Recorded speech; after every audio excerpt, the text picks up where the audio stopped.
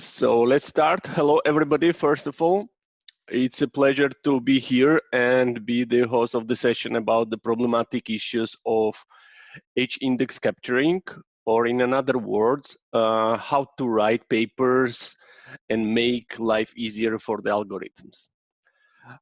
As it was mentioned, my name is George Tumanishvili, and I'm fellow and professor at Caucasus University, Caucasus School of Law, already more than 10 years so far. And that's my home university, we can say. Also, I am member of many different editorial boards of different scientific journals, and also member of scientific and technical committee and editorial review board on physical and mathematical science at the World Academy of Science, Engineering and Technology. The idea of the session came from the real problem that each of us are facing when it comes to the topic of the citations and papers. Differentiations ranking of authors in the scientific sphere is carried out according to their influence on the particular field of science, right?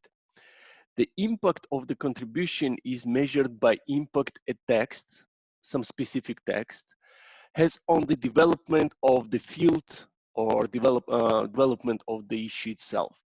It can be measured by the usage of the ideas from the other researchers' works given as citations. Nowadays, tracking citations is carried out by the specific algorithms, right? And citation management systems that have access to various database catalogs and bibliography systems through the metadata. We will be talking later about the metadata as well. Today, I would like to discuss the problematic issues that authors writing text in the different languages are facing while they're publishing them in periodicals other than English language. For example, my main language is Georgian one.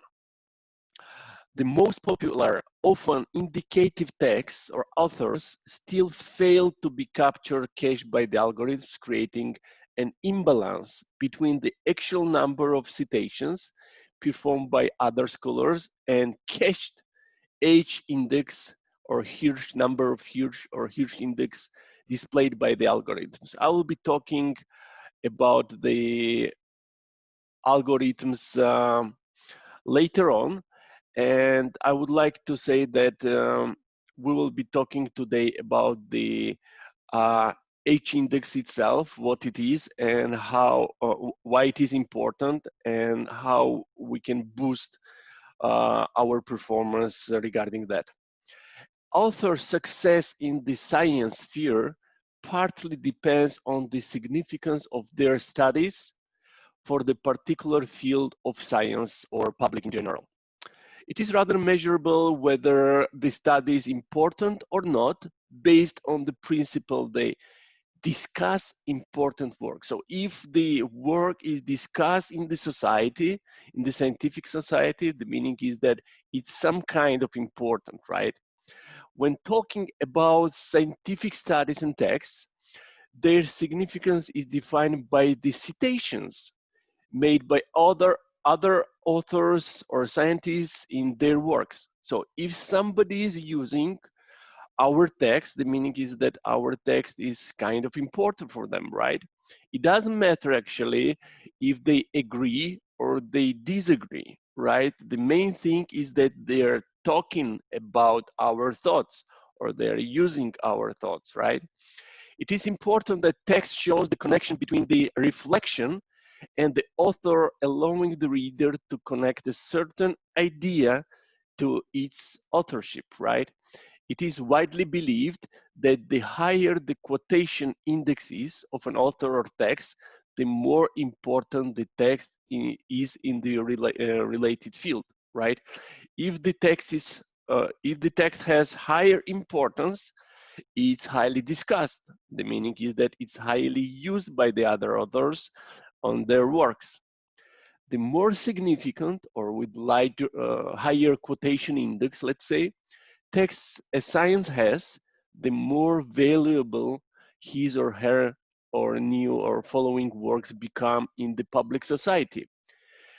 The meaning is that, for example, if the person has the high index of citation and he or she will write some article, the scientific society will be listening what he or she said there because his impact is kind of high.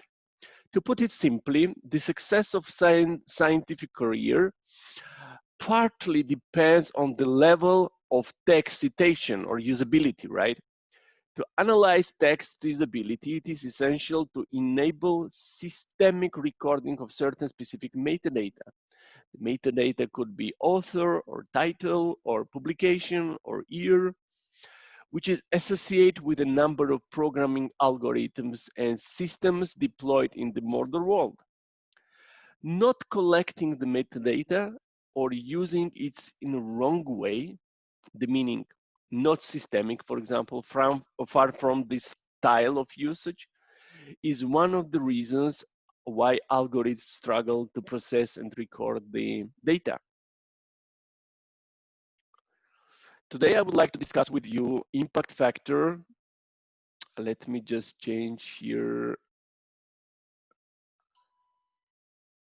Yes, impact factor and periodicals and scientific journal rankings, SJR and H-index, right?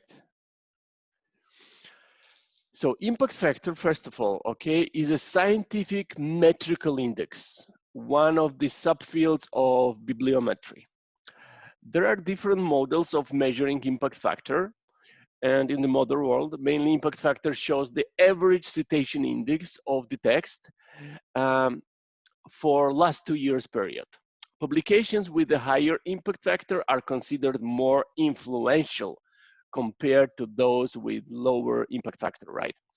The world itself shows that it measures the influence of the journal or text in the central or certain field of science. And here you can see the equation for calculation of, this is the standard calculation of impact factor, was carried out through the following formula, right? So impact factor equals, this is the citation during the year 1 plus the citation during the year 2 and divided by the publications during these years, right? There is another term which is SJR, and it means scientific journal rankings, right? I will be talking about some listings and ranking a bit later. Maybe you heard like Thompson Index or some database like Scopus, for example, or Elsevier or some others.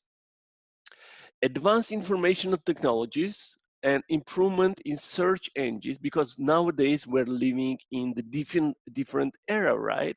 The era which had a place like 50 years ago was kind of totally different from the era and tools that we have nowadays. So advanced information technologies and improvement in search engine systems enabled the large bases of scientific journals to carry out continuous and accurate statistical analysis of magazines and author citations. One of them is Scimago, right? It was founded in 2007, which calculates and publishes ratings of scientific journals based on Elsevier publication base. And search platform, which names is Scopus, right? Let's just remember those ones. I will be talking in a minute a bit deeper about that. H-index, so it's also called as Hirsch index, is a metric of scientists, we can say, productivity and impact measures through publications and their citations. The metric is calculated according to the number of scientists cited the works of their citations in their scientific publications. Synonyms for H-index are Hirsch index or Hirsch number. We can just remember those one. right? So this index was introduced to measure the productivity of scientific studies, as it provides more adequate assessments than total number of publications and citations. H-index can be used to compare the productivity of the scientists working in the same field, because it makes no sense, for example, if I'm working in the field of law, to compare my index with the person who is working in the field of medicine, for example, or chemistry or biology, because the amount or the quantity or the level of citations is kind of very different, and it some kind of depends on the field or area where you're working. Since the number of citations vary in the different fields of science, it would be inaccurate to compare H-index of scientists who publish studies, for example, in the direction of biology, as I said, and another one who published in the fields of law. There are different traditions of citations according to the field. For example, nowadays, biology and medicine are considered leading fields, and H-index is calculated based on distribution of researcher work citations, right? Scientists has an H-index, and we can say that if H-index number, this is connecting to the number of publications. Articles are cited at least H times. In the rest of her or his number of publication articles are cited no more than H times, because uh, uh, later we will see that there is another number which gives us possibility to measure the impact of the works that been cited more than 10 times, right? So calculating of H-index directly depends on the number of documents in a particular field of science and technology measuring the particular author's index. Measuring H-index is directly containing on the profile of particular database. There are specialized databases such as biology and medicine, while general database like Scopus measures particular author's index. And calculating H-index depends on the methods of filing the database with documents. Right. Let's move on. Here you have some names. Maybe you're familiar with many of them or some of them. I would like to, during our session, I would like to talk about the platforms for scientific texts, and because if this is very important for each of us. Availability of text in the science sphere is rather different nowadays, as I said, than 10, 20, 50, or 100 years ago, right? When the main journals had been established in the society, like in the different fields. It's centrally possible to maintain the objectives of authors and publishing house had half a century or 20 years ago, but the ways of meeting and attaining them are now different, right? So if, for example, but actually I would like to say that many of the publishers are keeping the way as they had it before. For example, there is a very long queue when author is submitting some articles, then there is like peer review, double or triple blind reviews, then they are giving you article for some correction, then you're correcting. So the way from submitting articles till the articles will see the light, it could be like years, it could be 1, 2, or even 3 years, right? Influential publishers, past as well as present approaches, can't keep pace with nowadays challenges. And the progress of scientific thoughts, for example, after sending a text, as I said, manuscript to the publisher, it often takes several years to reach the decision of publishing it. As you know, for example, if I'm submitting the article, I'm giving, actually I'm saying that I'm taking responsibility not to submit this article somewhere else because I will be behaving not ethical if I will be submitting the article in the different journals, right? But the meaning is that I can wait just like 3 years for the decision that article will be declined and the article won't see the light, right? The people cannot read what I wrote, for example, during the years, right? So at the present pace, it is possible to wait, like it is impossible actually to wait for the several years only to know the decision, particularly considering that the scientific academic ethics do not allow the authors to send, as I said, the same text to the several journals at the same time. On the other hand, it takes speed to deliver scientific thought results of a study, hypotheses, and theories to the reader in the modern world. And on the other, academic standards of proving a scientific work must be maintained. These circumstances conditioned the emergence of different internet platforms. Formation of the platform was preceded by the demand of environment, which would bring science enthusiasts and enthusiasts together, both authors and readers. There are also a demand for prompt feedback, particularly on the social interaction network between researchers, authors, readers, and institutions. Platforms provide space for both published and unpublished text because it's very important sometimes. If I would like to know your opinion about my work, it's very important to share with the society, with you guys, my work and ask you to provide feedback because the feedback can help me, right? I would like to distinguish several platforms that at the moment of of the talk had a place and life in the internet. So first of all, I would like to say about Microsoft Academics, right? And I have something like here, yeah. So this is Microsoft Academics. You can see, and this is the platform. So the main thing we will be discussing now that there are many platforms which gives a possibility for us to put there our texts. It's not publishing in the journal, but it is publishing and giving the texts to the wider audience, right? And also it gives the possibility like social networking.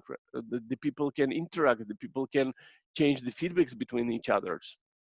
So Microsoft Academics is a platform with more than 240 million registered authors. And you can see some stats here, right, on the right side. And you can see that there are more than 240 millions of publications, right?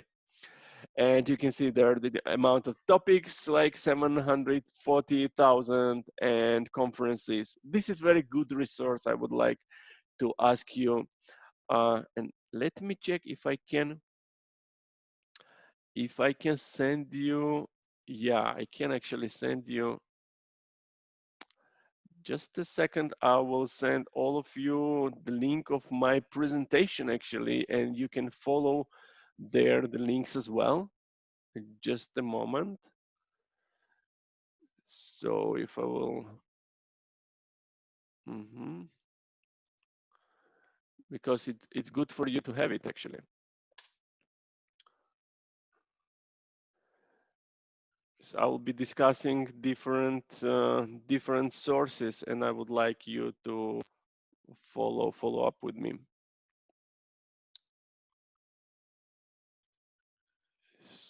So, and meanwhile, you can also put in the, yeah, like, let me check the chat first.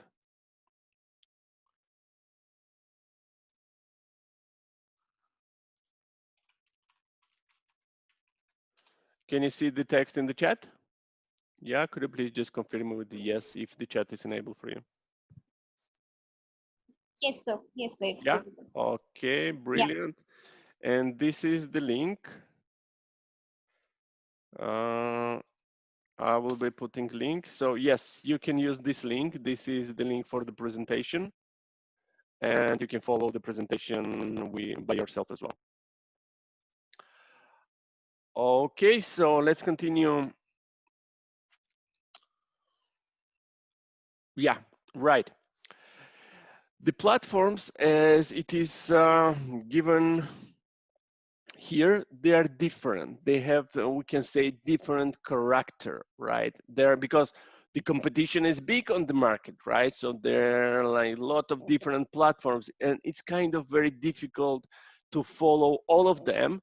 And when you will be thinking where to put your work, you will need to choose some of them, right? Because you cannot follow up like 100 platforms at the same time. But all of the main platforms, they have like some similarities and some different things. So the registered users on the Microsoft Academic, they have access to the conferences as well, and members can receive updates and keep track of citations of the text in the area of interest, right? The another one that I would like to share with you, and maybe you are familiar with this resource, is Google Scholar, right? Google Scholar. So it considered as most democratic platform on the web that we have in the scientific society, right? And it's on the one hand a powerful search engine, actually, able to find information through metadata in many different scientific bases, and it also measures authors age index and it called I index. This is the index of the text which has more than 10 citations over the 5-year periods, right? The next one is a very powerful one, and I really like it. The name is Researchgate. Maybe you are familiar with it. Researchgate, right? This is one of the most influential scientific social platforms. So as for example, we have the Facebook, right? So imagine that it's kind of with some similarities, but in this we have the LinkedIn, right?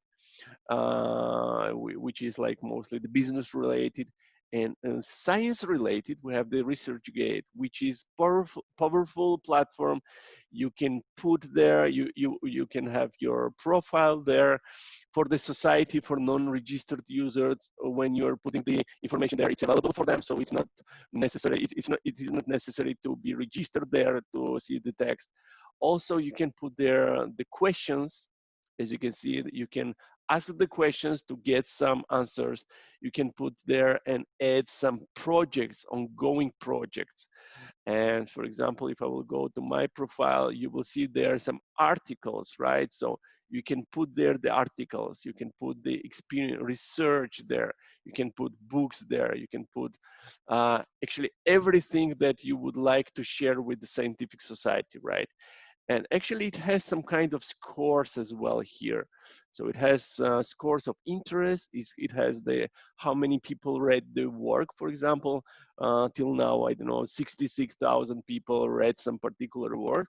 So it gives some statistics, which is also important for tracking activity of the scientists, right? Another platform that I would like to share with you is Mendeley. This is the platform. Actually, I will be happy if you will be using, if you're writing or if you're considering to have some scientific career. And this is like a part of being a text sharing and networking platform. It is a powerful citation management engine, right? Allowing scientists to use in both online and also offline, because it has the engine, it has the software which you can download, and you can use this software when you will be constructing your citations. So this is the platform which is the social networking as well, and it allows to create many different bibliographical sets which are easy to transform from the bibliographical point of view and convert into various citation styles or systems, and are easily transformable from the bibliographical point of view. Another one is academia. Maybe you heard that. So this is academia edu, like the domain is edu. This is very good resource where you can find the research and where you can also put the research.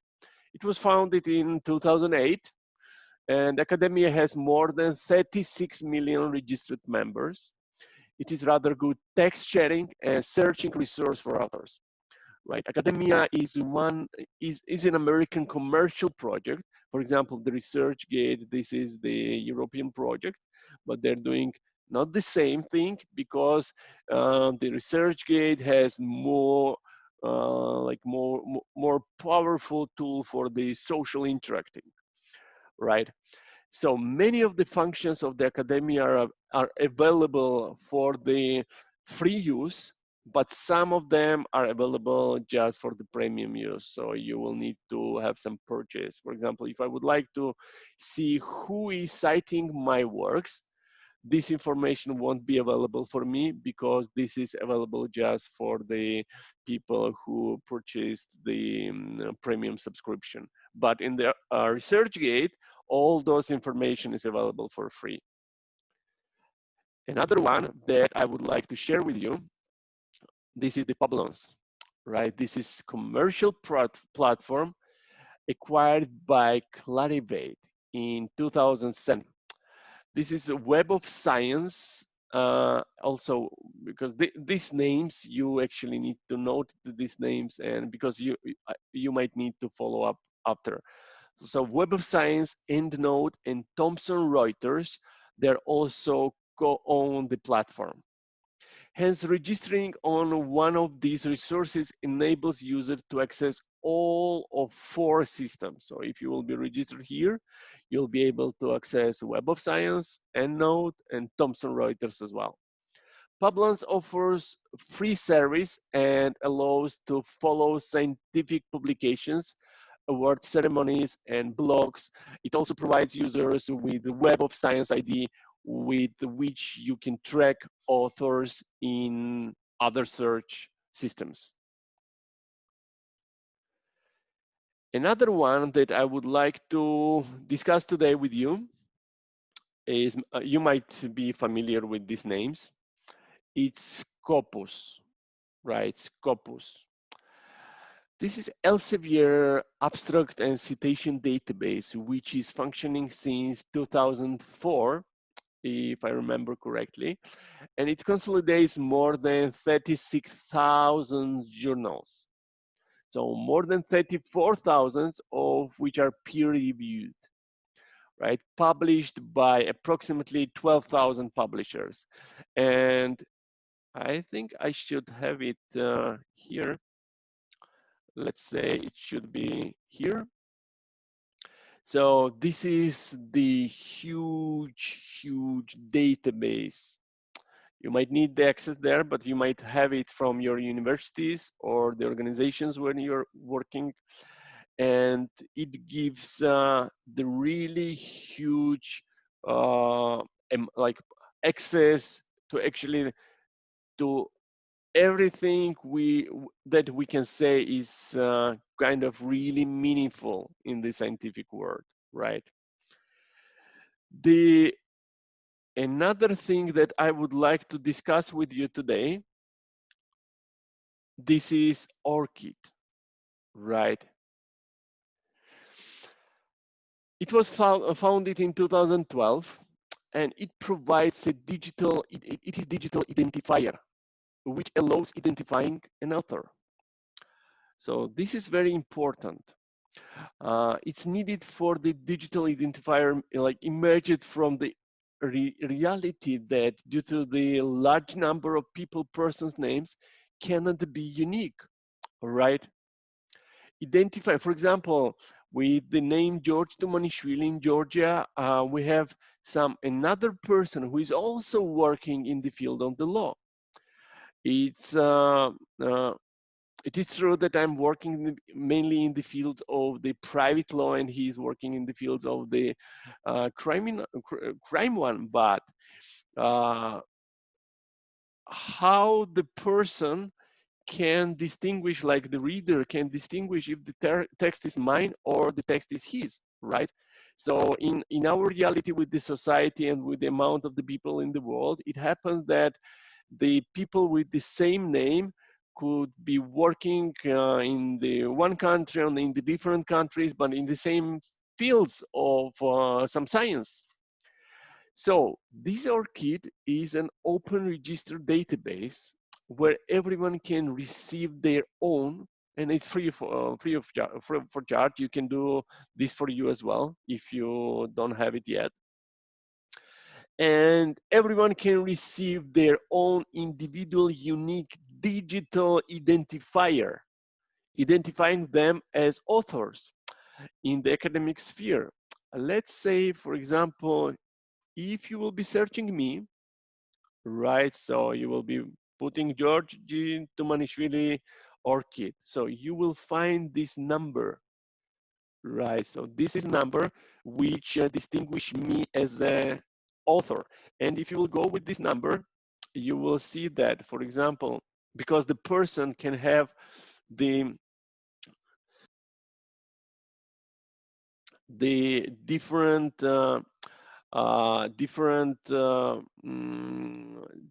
typographical meanings of its like his or her name on the different languages as well, right? So let's check it out once it will be loading. You will see here that also known as, and here this is the Georgian, like how I was using my name in some publications in Georgian language, and also this is in Georgian language, but it's a bit different. So here you can put, if you were using some different names or different variation of the name, or instead of George, for example, Georgie, or some different uh, different name, you can put here, and all of those names will be combined under one unique ID, which will be your ID in the scientific world, right? So you can search or track, and after, when you will be publishing your work, you will be using this ID. So this ID is unique identifier. Here on this resource, you can find news and information about recent future events in the academic sphere. And the platform actually is equally important for both individuals, authors, and publishers, so educational, as it allows authors identifiers to be integrated into scientific studies. Okay, good. So what I would like to discuss with you is styles of making citations. As each of us knows, the purpose of citation is to create some kind of chain, right? Chain connection between the reader and the text author, right? Like reader, text, and author. So this is the chain which needs to be constructed. So it enabled the reader find the author of the idea and source where this particular idea can be found, right? So the main thing for the reader is to identify who is the author of this sentence or idea. And the reader should be provided with the chain, how to find this person or this idea in the original work. Right, so, and citation is one of the most important components, proper use of which allows us to protect our work from plagiarism. Plagiarism is the practice of using another person's work, ideas, or inventions and presenting them as your own. Such practice violates copyrights as well as patent law, and violators can be held responsible for breaking them. So this is the most bad thing that actually each of us can do in this scientific world.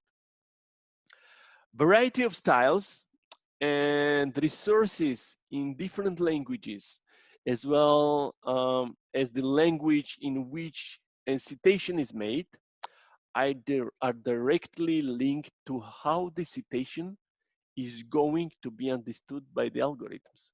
This is very important.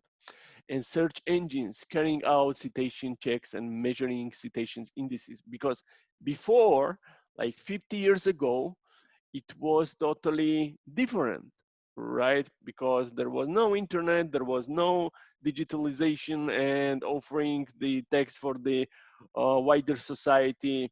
So the life was different.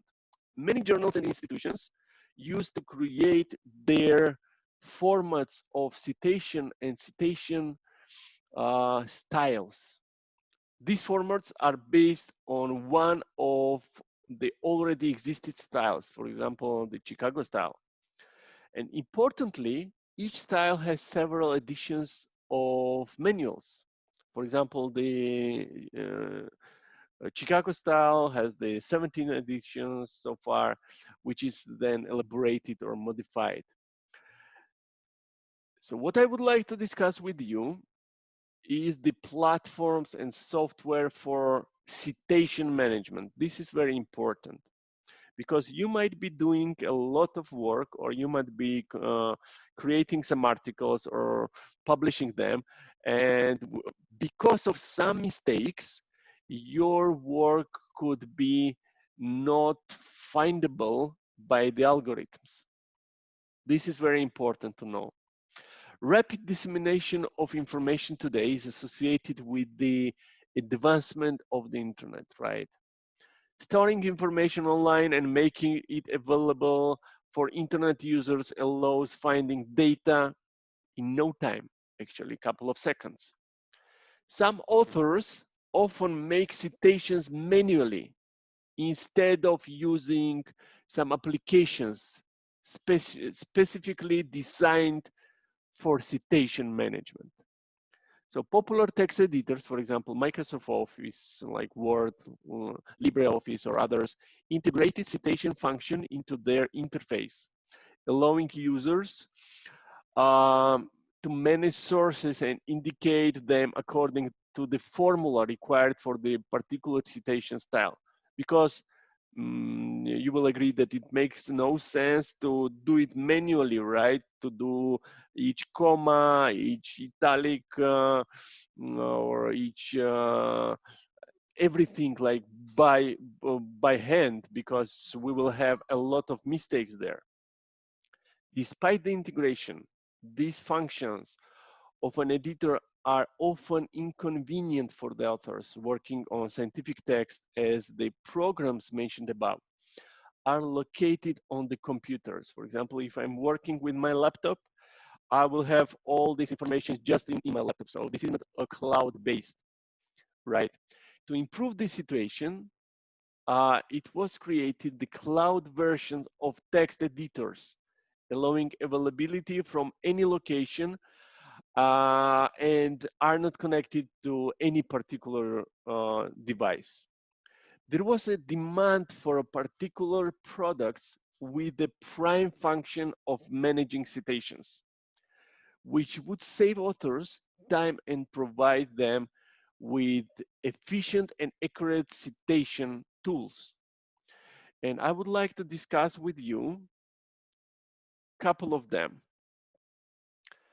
Here I have some examples, and I mentioned already Mendeley, right? As I mentioned before, this is the reference management system, and it's a multi-function platform for sharing research papers and generating bibliographies. It has unique features of accumulating database saving with the time, like it saves us the time spent for reference resources. For example, if I'm working with like to create, like if I'm working on 4 or 5 different texts for me, or if I'm using some text very often, for me it's good to have some kind of database of works that I'm highly using in my works. So this Mendeley, it comes with the free edition as well and with the premium ones, but it allows me to store all of the information, all of the sources, also the text of the sources itself in my PC, in my laptop, and also in the cloud. So the meaning is that it would be accessible for me from any points around the world, and I can work on my work from any of the places without no interruption. I will have everything, all the sources with me everywhere, and the beauty of it is that it's highly transformable, so I can use any of the style, because like there are different styles, right, of citation. So if you're creating text for some publisher, the publisher might ask you to provide some citation, some style of this citation, some specific one. So you need to have some software or some tool which will, in a fast way, will convert all of your citations in like one click to the style which was requested, right? Another one that I would like to discuss is RefWorks. It's another important online service which is provided by Exlibris. And this is the engine for online bibliography and database management, allowing importing references from text, because you can find the references and you might would like to import these references to your environment, your software, or your cloud-based one. All right. You can install personal research assistant, which is Zotero.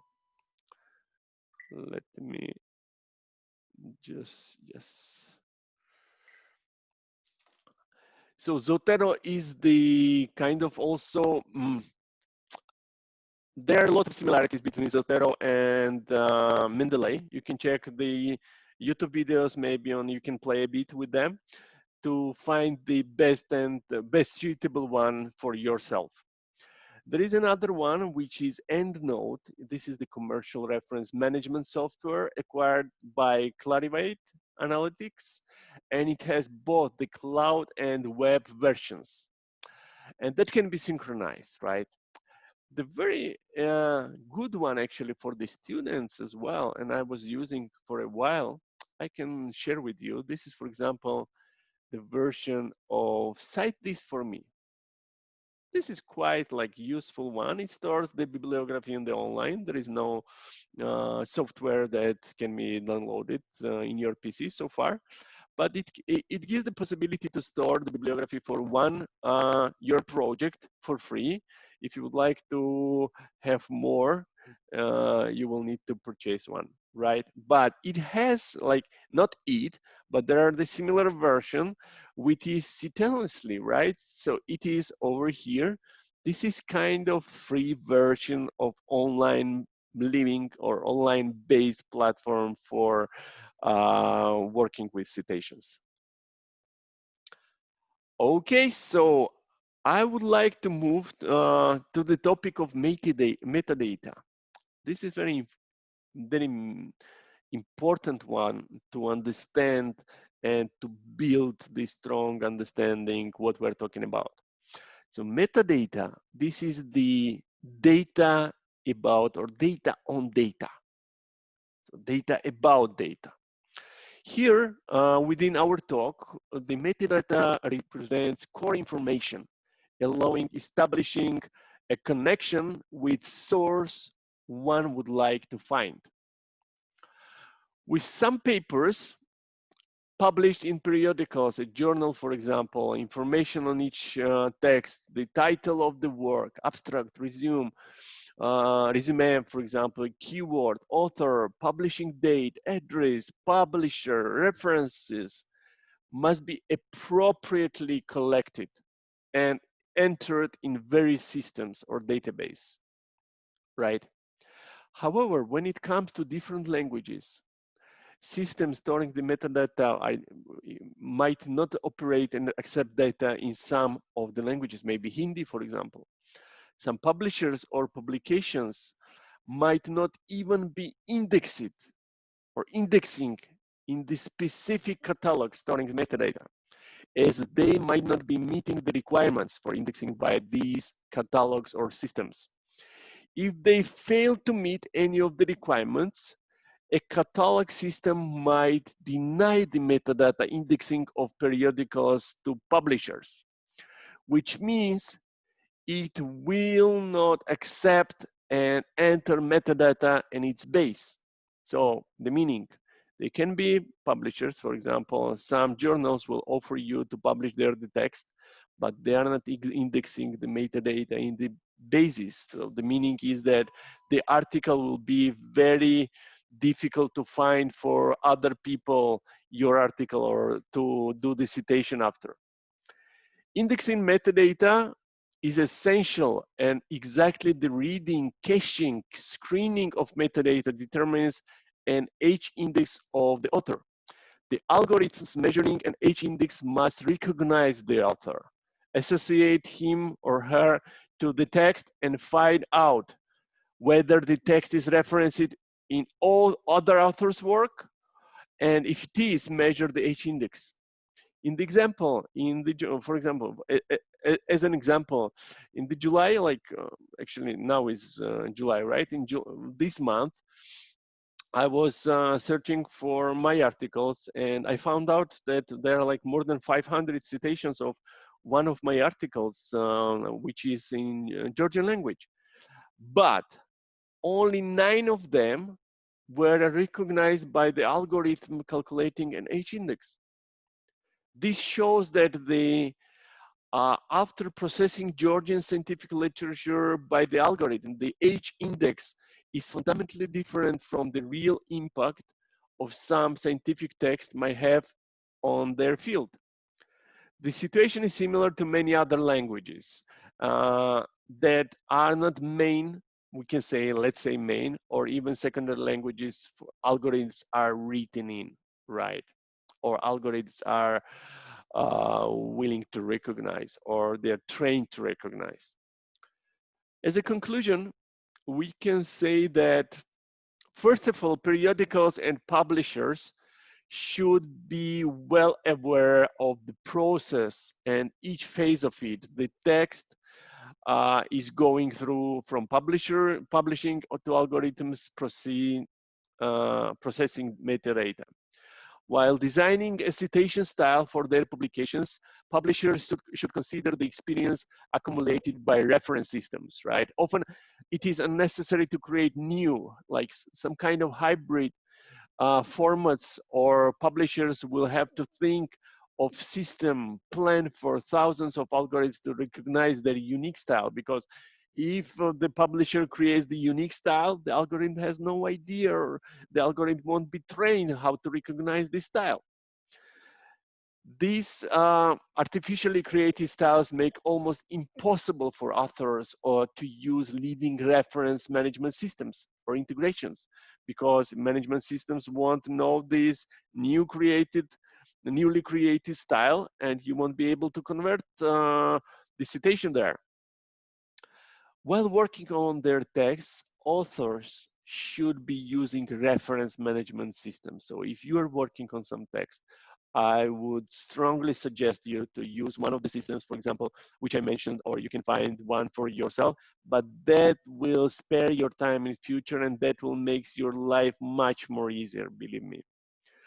On the other hand, publishers also should be checking the completeness and other of reference metadata in delivered text following required format. The main thing also is that every educational institution such as universities, for example, should establish test and add there the academic writing standards. Moreover, the standards should be to some extent correspond to those already established in the world.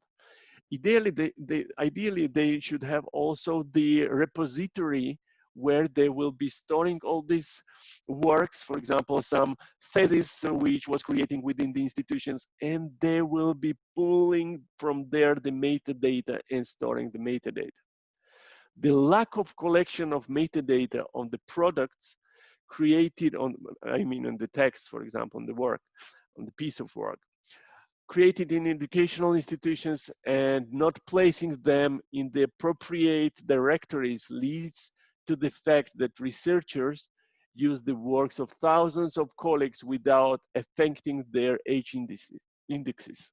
Since they research in the language that algorithm cannot recognize, the H-index algorithms are unlikely to handle documents that are not indexed, or there is no relevant metadata collected and entered into metadata collection systems. So that was actually what I would like to share with you about the topic. And thank you so much for listening.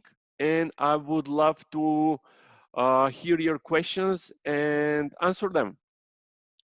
So here you are, your session for questions and answers. Feel free to ask. Okay, I request participants who have any questions.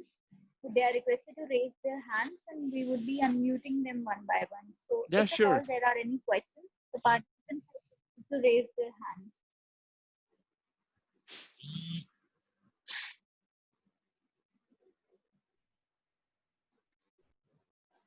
Do we not have any questions? I once again request the participants to raise their hands. Okay, we have a question from Vidha Dhawan. I'll be Yeah, unmuting sure. her. Greetings, sir. Can you hear me? Yes, yes. Sir, me and one of my friends, we recently undertook a research on data privacy. We are almost completed and we had also done a small survey. I wanted to know how we could add the data of our survey into our research and make sure that it does not come under any plagiarism as such. So let me clarify. First of all, this survey was created by you, right? So the Yes, questions of the survey, the authors of these questions are you and your colleague, right? yes, sir. Yeah, so you can put in the research that this survey was created within the research by, and your name's there. And let's say that copyrights there are about the survey, and also the main part is the analysis of the results. So because the survey can give you the data, right? This data should be analyzed, and after that you are building your analysis according to the data, right?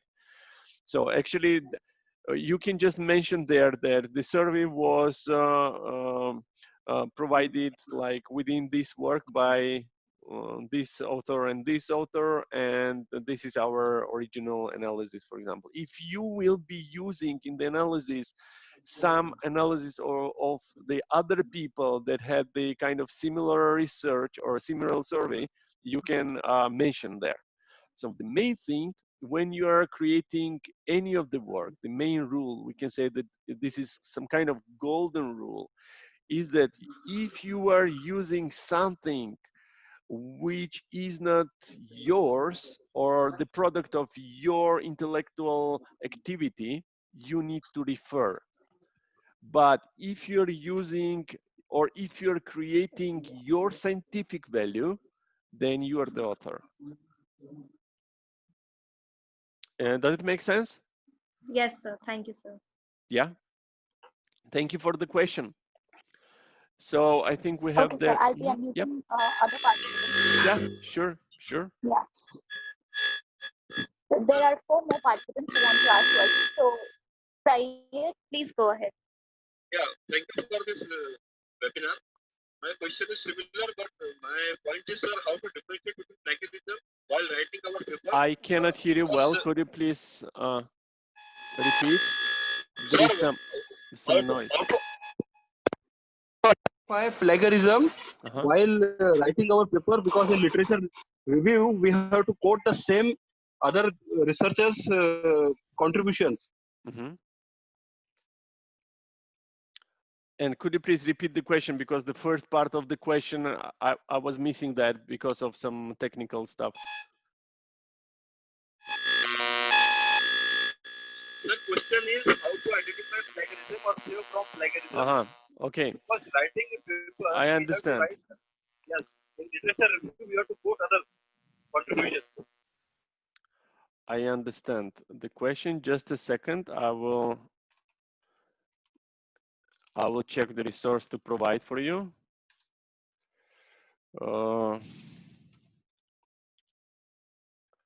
So there are a lot of different plagiarism checkers. So this is some kind of tools.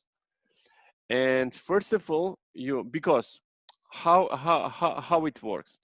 Mainly imagine that you are at some university and you're submitting the work.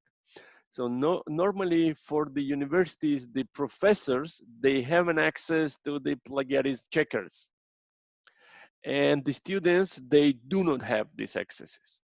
So what I would suggest to you to, because they're like, for example, Moodle, there is like big, let me check. I will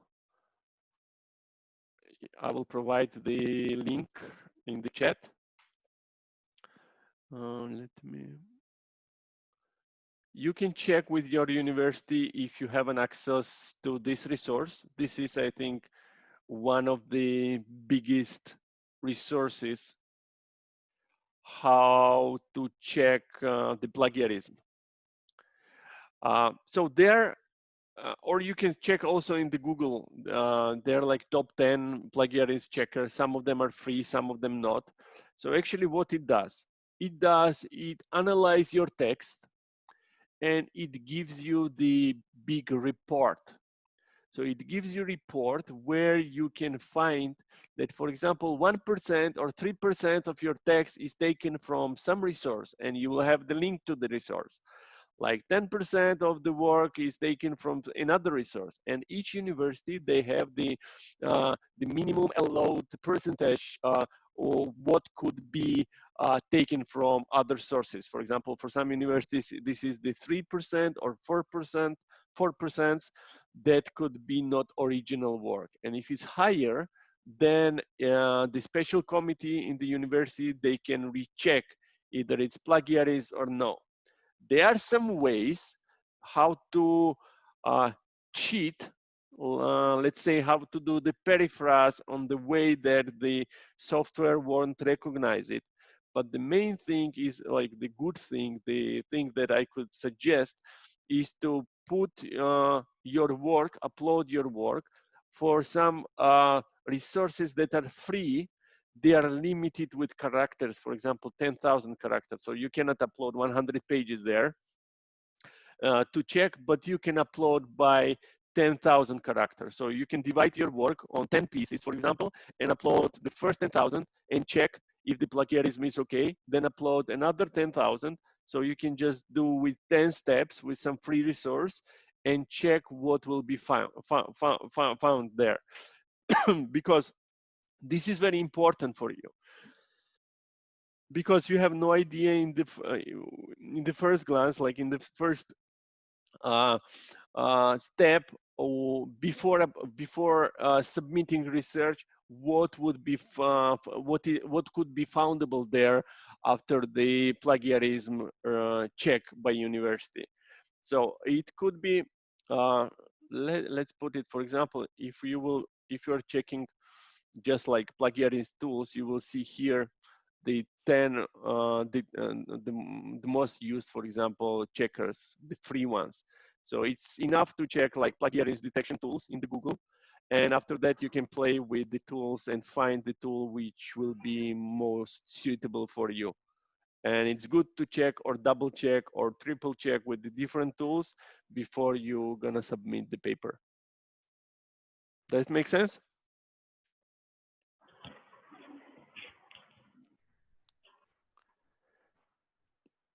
Shweta, please go ahead.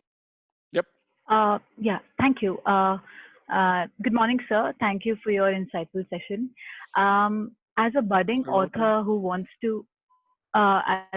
to get into research and take up as a career, what would be the steps or the advice or suggestions that you could give us in order to go into that area? Yeah, so the first of all, how to say, as I mentioned in the beginning, the impact, like because everybody can work and can write some text and publish text, but the main thing is that how those texts or what kind of impact these all those texts has on the field. So if it's something that could be discussable by other researchers, or because if you wrote something and you published it or you put it on some platform but nobody's talking about that, the meaning is that it has like no resonance in the, like no discussion, right? No discussion between the scientists. So the first, I think the most important is to find the niche, like find the area which is kind of innovative, new, which could be also something that is not which is like extraordinary. The meaning is that if you say that, then many people can say, oh, how she said that, like how it is possible to be like that. So it should be something with intrigue. It should be something extraordinary, uh, because the people will start talk. It doesn't matter, as I said, if they will agree or they will disagree. And the main thing here is also to move the science forward, right? So it should be not just the popular or just yellow pages, like, right? Or just not just overview of the work, what the others did.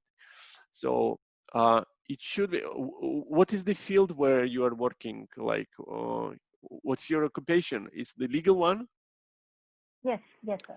Yeah, so in the legal one, I think there is some topics, for example, some topics which make sense and they're important for Georgia, because I'm originally from Georgia.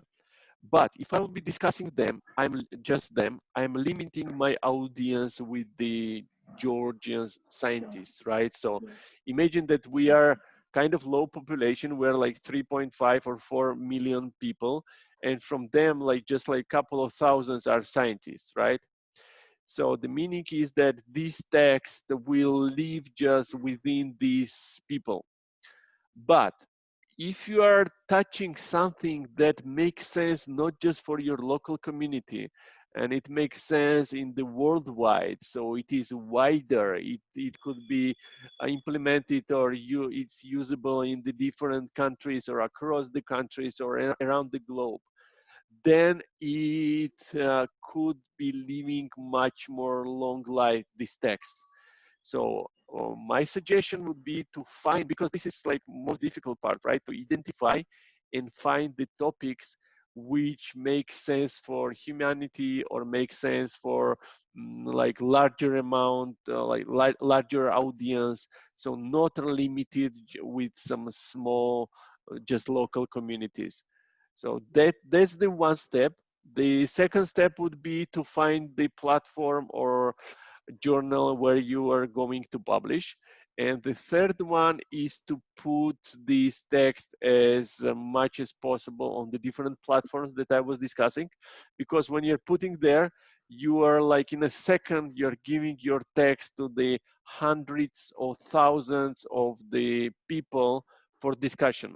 And when you're putting there the text, you can use the keywords and you can use the hashtags. So you are putting there keywords and hashtags, and when the one is searching for with the keywords, they will have in the list your article. So most likely it will be somebody will read it. And another thing is there is that, for example, on the Researchgate, you can ask the questions. So imagine that there are hundreds of thousands of researchers, right? and you are asking the questions about something which is related to your project or related to your article. And when you're asking the questions, these questions are visible for the people. So they're starting discussion there. And the questions are linked to the projects. So the projects will get more interest for the people. So the advice will be to put on the research platforms pre-text, like pre-published text, that you're going to publish this article and this is the key finding, and ask the people about feedback. So imagine that the meaning is that you don't have published work, but you're already starting discussion with the researchers about the topic, right? After that, you're publishing work, you're putting this work on the platform, and you're asking people to provide the feedback. So this is some kind of, how to say, this is performance. So each article can be performed and given to the society on the right way. So the one way is just publish and that's it. And another way is to create the story before publishing, with the questions, with the feedback for publishing, and then publish, then discussion, then again feedback. So you are creating the environment where the people will be talking about your article, right?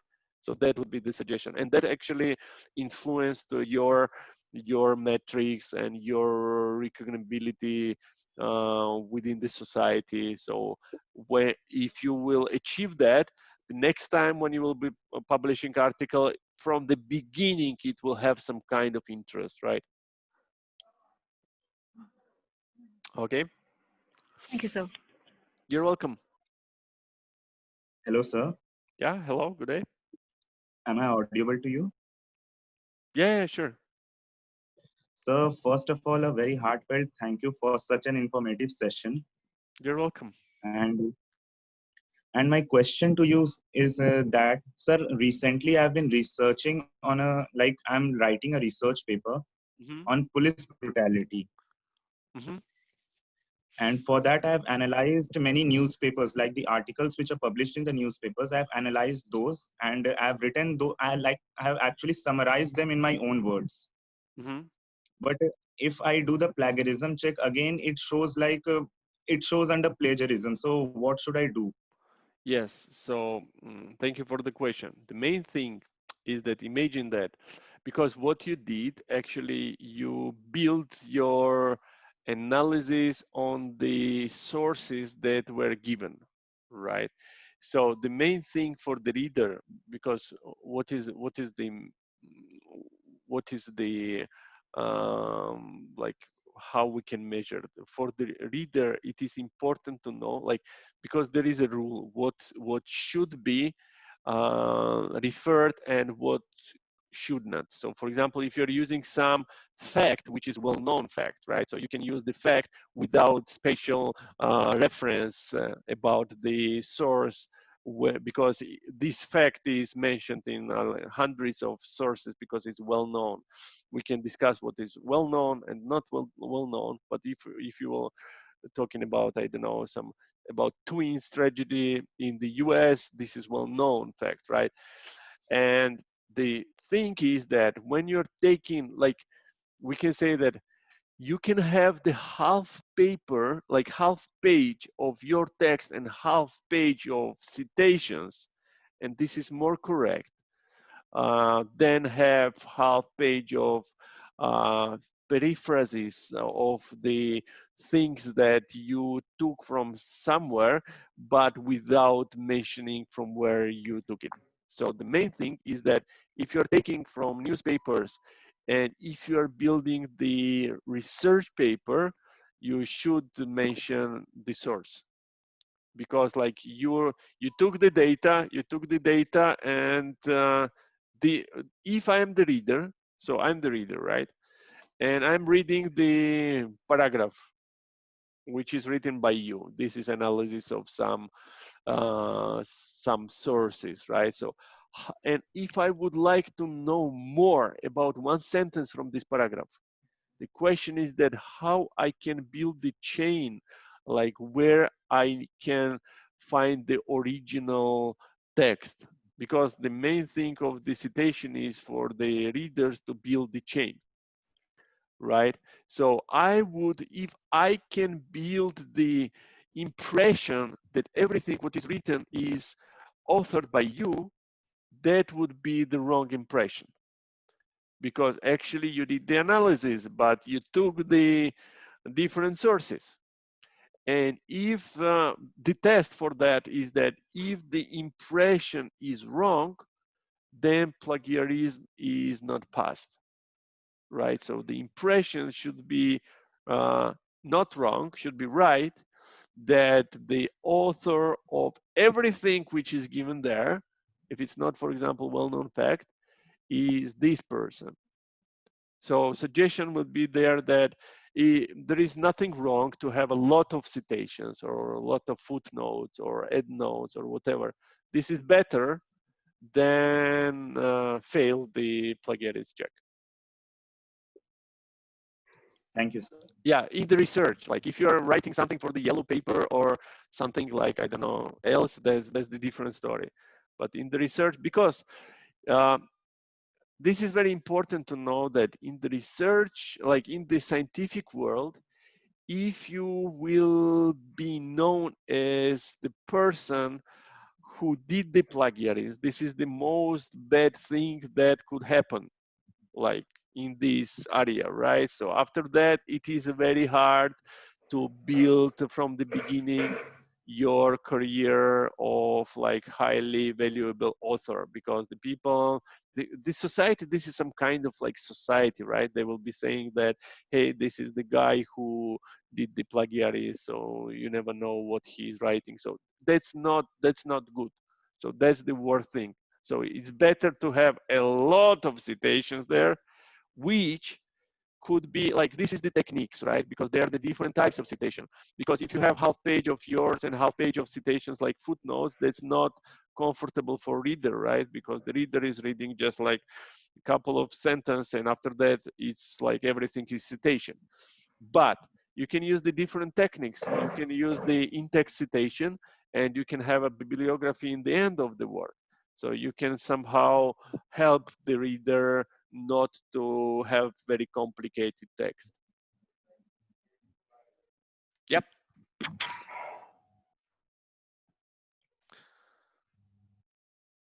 Greetings, sir. My name is Khushbu, please go.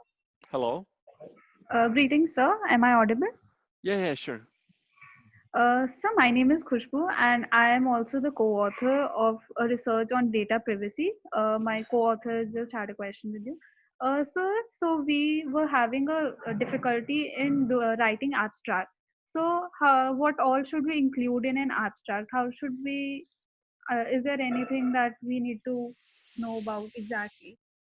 Uh, so we can say that there are different techniques how to write the good abstract. This is kind of very difficult, but there are some tests that abstract should be answering. So the first of all, abstract should not be long, so it should be short. And this is the main impression of which you're building for reader, and this is the main motivator for reader to read the work. But it should be like, there is a word like quintessence, essence, right? So this should be the very squeezed version uh,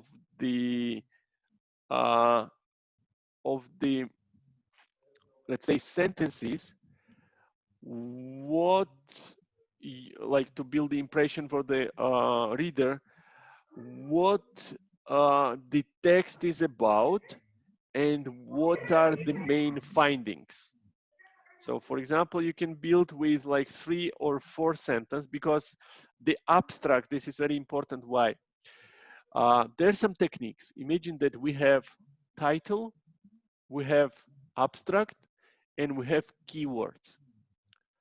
All of those are the metadata. So this is what I was talking about. So all of those are the things that can be captured by the algorithms. So the suggestion would be to not to use the words which you already used in the title and which you used in the keywords, because they are already used. because it makes no sense for the algorithms to repeat these words. So except this, like apart from this word, you need to construct what is the text about, what you did, and what you would like to show as a result. So we can say like these three things. So it should be very short, like couple of, as I said, a couple of sentences, and very straight away. But apart from that, there is no like, there are a lot of dozens of different suggestions how to build, but it's up to the art of each of the author, because like something which is appropriate and suitable for me might be not suitable for you.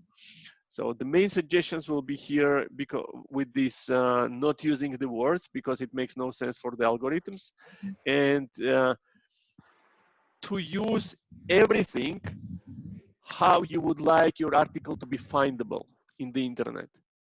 Because if there is like nothing special, imagine that your articles won't be findable. So this is the part of metadata. So metadata is your name, it's title of the article, it's keywords, it's abstract, year, publisher, publishing place.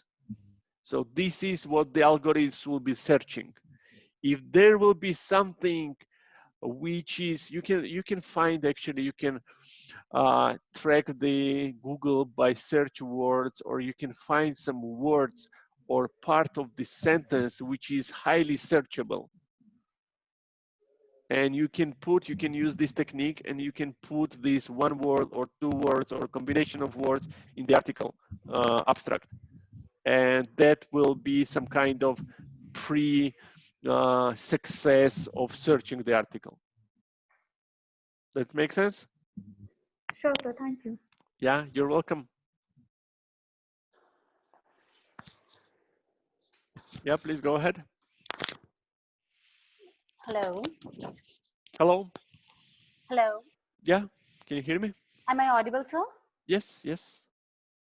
Sir, I just had a question that what the publishers look in the research paper for publishing it. What are the good things that must be included in a good research paper so that the publishers appreciate your paper? That's good question, but I think I'm not the right person to answer it.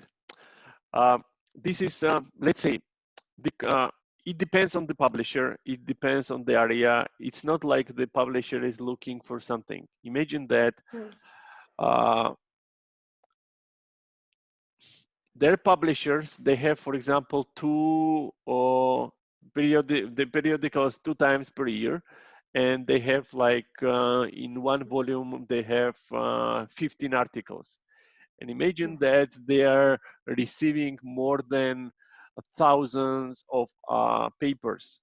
So the competition is that they need to choose from more than thousands, they need to choose 15. So there is no suggestions like what they will appreciate. The main thing is that everybody appreciate the original work. So the work should be not the compilation of already existed ones. It should be the original one. They have the evaluations, right? The evaluations is that if it's unique, if it's original, right? If it, what is the impact on the area or field, if it gives the wider, if it spreads the field beyond the borders, if yeah, what is the how to say that, the main thing, we can say the main thing is that, for example, about this COVID-19, there are like hundreds of thousands of articles, right? So because this was the theme like right now. But the main thing is that what actually the article is suggesting to solve. If you're solving like, and this is also has the like correlation and relation with the size of the article as well. Like if you're solving some equation in mathematics or in math, and it's like it could be like 1.5 page all your article, and it could solve the problem which was not solvable during the tens of the years. And on the other hand, in the, for example, some fields of law or sociology, it could be like 30 pages, but it will be like talking about something. So there is no suggestions, my dear, and there is just like what is the trend, what is the scope of, because they're like different publishers, different journals with the like very precise scope. For example, it could be the medicine and bioethics, and if it's like something solvable there, like it depends. The main thing is that your article should have the meaning, like it should be really solving, because we in the article we had discussion and we have conclusion there, right, or suggestion. So this conclusion or suggestion should be really meaningful. I don't know, it depends on the area. So if it's really something valuable that can be used for the society, for scientists to move forward, or if it's like for like our good living, or for the humanity, or for some specific fields, then it makes sense. So it needs to compete with others, right? So yeah, suggestion is to not create the compilation about everything what is already written, but suggest like to give the conclusion which will be valuable and which will be like, really meaningful. Yep. Thank you so much. It was really insightful and helping. Yeah, I'm happy. I'm happy for that. So there are Hello. Yes, yes, sure. from Snake and taking them. Hello. Am I audible? Yes, yes, Shane. Yes, sir. I would like to ask that if you are writing any research paper, as per you, what is the ideal structure of that paper? Like, what would you prefer to include in that paper regarding any topic? That's like a good question, and it also depends on the journals, because mostly they are providing like some guidelines what they would like to have. Like me personally, I have so this is the title, abstract, keywords, then there is a description of the problem, and the short overview of the sources which we already have, because this is important. Like you should know where the science is right now, like in regards to the topic which you're discussing, right? To have the starting point. And after that, you can have your theory or the questions that you would like to answer. And after that, you will have there the discussion part. And after that, you will have conclusion or analysis or suggestions. After that, you will have cited resources. You will have used resources in bibliography. And can you hear me? Yes, sir. Yes, sir. Yeah. So yeah, that's all. But the main thing is that I think the main thing is the comparison between the parts.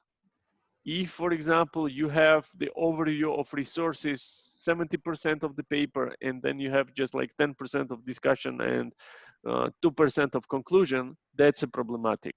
So the main part should be the discussion about the theory that you would like to verify, and the conclusion.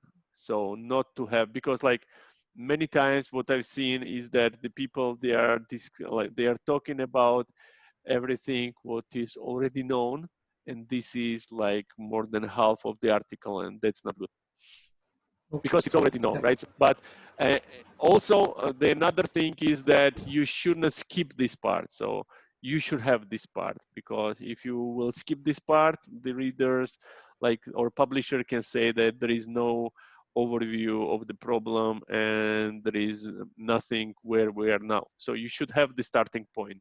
You should have that this is what we know right now. This is from this source. This is from this source. You should analyze and play with the sources, and after that, on top of that, you need to build your own. Yep. Okay, sir. Yeah, Thank you're you for welcome. this informative session, sir. Yeah, you're welcome. You're welcome.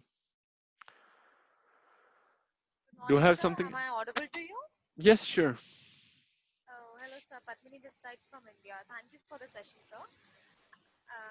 Actually, I'd like to ask you a question. That being a law student, when we are writing a research paper, we need to incorporate a lot of judgments in our research paper. Hmm. So, if we are writing a research paper on an international topic, the topic is from an international aspect. So, could you suggest some good websites that that allow us free access and easy access to international judgments? That's a good question. So I think first of all, you need to check with the library of your university. The library of your university should be providing the access to the databases. There are different databases such as JSTORs or some others. So the main thing is that their database where all of those are stored. So I'm sure that the university will have this access. That's the one thing. Another thing, if university has no access to it, the national library in your country or city or where you're living, they will have the access. So for you, what is necessary to have the username and password, which you will provide you this access. So I would like to recommend you the JSTOR. Let me check.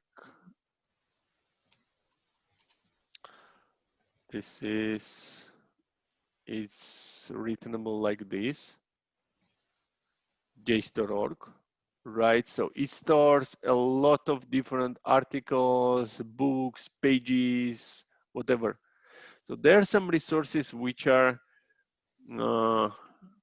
which are free. I think you know them, like Safari Online Books. Do you know it? No, sir, I don't know about Safari. I did knew about JSTOR. Yeah, so this is O'Reilly Foundation right now. It's free of charge. You can just check, and Okay, it's sir. like, yeah, it's for books. It's not for the judgments itself. But what I provided for you, this like Mendeley, for example, or Researchgate or Academia, this is the very good sources. For example, Researchgate, let's try to play. Tell me what you would like to search.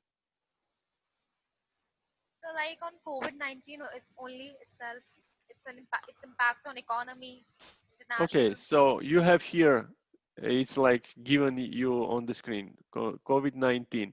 You have around 72,000 research items during this month. And you're just going here. And from here, you will have all topics. So you have a community, you see? And in the community, there are hundreds of thousands of people. And you will have here, when it will be loaded, you will have here the list of the researches. You'll have discussions, you'll have resources. So you can spend here like a lot of time in checking. So all of the resources that I provided, and this one mainly, I will just give it here as well in the chat. So my suggestions would be Researchgate, Academia Edu. This is free resources, and you don't need to have any other access from university or from somewhere. Thank you, sir. I'll keep a note of your suggestions. Yeah, Thank you so yeah, much. you're welcome. So let's give like the last questions, and because I will need to end around like in 5 minutes our session to move to another one. And So, yep. uh, yes, sir. So, do you like have any question in the chat box for you, or because In the now we chat have box, like let me check this chat box. Yes, I have some.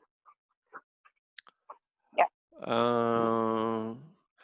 Question is, what are the lacks that could make research paper boring for reader? Yeah, so everything is boring. What is not giving some fresh, like it's good question, but it's difficult question because like what is boring for me could be not boring for you.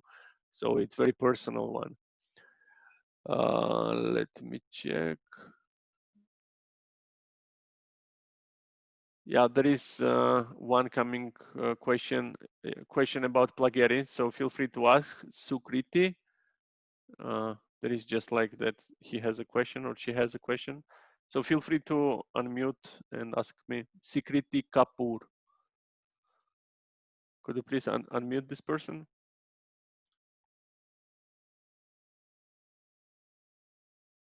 Sure, sir.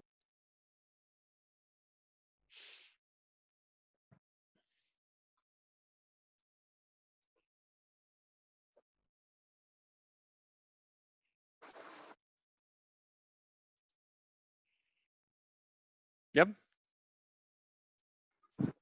Good morning, sir. Pretty please. Am I audible? Yes, please go ahead. Yeah, so my question was that in a research paper, we are required to add as much as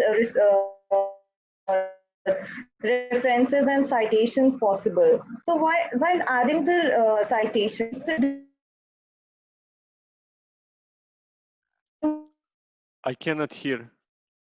quote the line from the other research papers, or we need to like do that? So Hello? yeah, I heard like maybe 30% of the question, but I will try to answer. So the main part, as I said, it is to build the right chain for the reader. So if you are using some information that is already created by some other person, you need to mention by whom it is created and where it can be fundable. So my suggestion, my strongly suggestion will be, if you are working with the research papers, to use one of the tools. And mainly I could suggest to use the Mendeley for storing, because it's very easy. Like I can actually show you. Imagine that, yeah, so for example, we are searching for, let's go with my, you can see the screen, right? Can you see my screen? Yes. Yeah, okay. So Yes, sir. imagine that you found, I don't know, some article. We can just take, I don't know, one of my articles. Like simple theory of difficult meanings, for example, some article. So here you have the extensions. So actually when you're working on the web resources, you're just using the extension. You'll click on the extension, and when you will click on extension, it will move all the data, all the necessary data to your Mendeley profile. So actually it's very easy. Like you need to sign in, but after that it will import everything and you will get it to your software. And from the software, you can just copy it to the work. So I would strongly suggest you to make your life easier. Like you can spend just 1 hour to check how the systems are working. And after that, like there will be no trouble at all to do all this job like in a fast way. But yes, you will need to mention and give the reference for everything that you're using. Okay, people, so I think we are 1.5 hour right now. I would like to Yes, sir. say many thanks to all of you for attending this session. You have here my email address. If you will have some additional questions, feel free to ask and write me. I will be more than happy to answer you. Okay, thank you once again to all of you. Thank you so much. Yeah. Thank you. So have a Thank, wonderful day ahead. thank you.